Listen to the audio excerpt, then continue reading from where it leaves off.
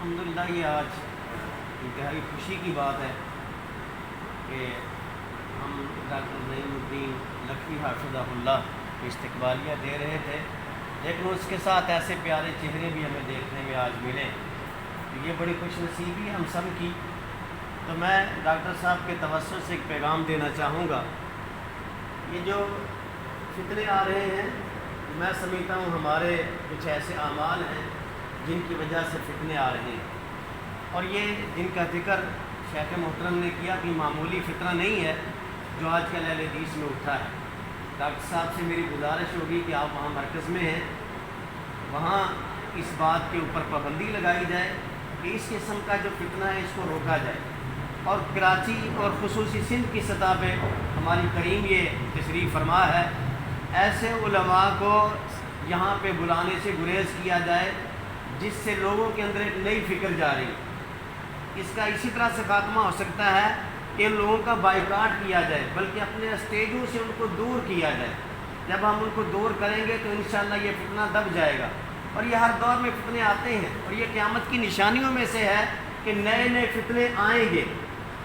تو ان فتنوں کے آنے کے ٹائم میں ہم نے کیا کرنا ہے؟ بادروا بالاعمال، ہم اچھے اعمال کی طرف جائیں، اپنا بھی محاسبہ کریں، ساتھیوں سے بھی گزارش کریں تاکہ ہم اس سے بچ جائیں۔ اللہ تبارک و تعالیٰ سے میری دعا ہے کہ ہم اس طرح جڑے رہ کر کے کام کرنے کی توفیق عطا فرمائے۔ ڈاکٹر صاحب کا بہت بہت شکریہ، اور شیوخ کا بھی بہت بہت شکریہ۔ ہم جو اہل حدیث ہوئے اس کے بارے میں ذرا وضاحت کر دوں۔ ہمارے دادا تو خیر اس وقت پاکستان سے پہلے ہی 1940 میں جب ہم سندھ میں آئے تھے تو وہیں اس علاقے میں ہی اہل حدیث ہو گئے تھے، صرف واحد دادا جان۔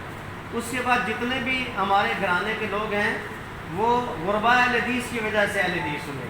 ہمیں ابھی تک یاد ہے ہمارے گھروں میں آج تک بھی وہ رسالے پرانے موجود ہیں، مجلد ہیں جو یہاں سے رسالہ نکلتا تھا اور وہاں جایا کرتا تھا۔ ہمارے پاس اللہ کے فضل و کرم سے بریڑ اور شہر کے اندر جو ہے اہل حدیث کی بنیاد جو ہے وہ ہمارے بزرگوں نے رکھی، اور اس وقت جب ریل گاڑی نہیں تھی، شاہ عبد الغنی رحمہ اللہ وہ وہاں سے ایک ریل چلتی تھی، پھر 8 دن شاید نہیں آتی تھی، وہاں سے آئے اور پیر بدین شاہ صاحب گھوڑے پہ بیٹھ کے ہمارے پاس گئے، تو یہ 8 دن ہمارے پاس رکتے تھے وہاں۔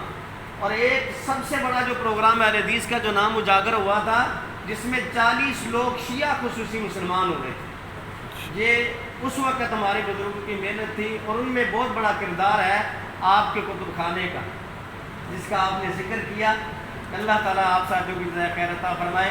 اس لحاظ سے ہم دلی طور پہ جماعت غربا سے ہم محبت رکھتے ہیں، اللہ تعالیٰ ہماری ان محبتوں کو قبول فرمائے اور ہمیشہ اس طرح ہم بیٹھیں۔ بارک اللہ فیکم۔ ہمیں یہ دعا کرنی چاہیے کہ اہل حدیثوں کے جتنے خاندان ہیں ان کے جو بزرگ گزرے ہیں انہوں نے جو محنت کی ہے وہی محنت اللہ ہمیں بھی کرنے کی توفیق عطا فرمائے۔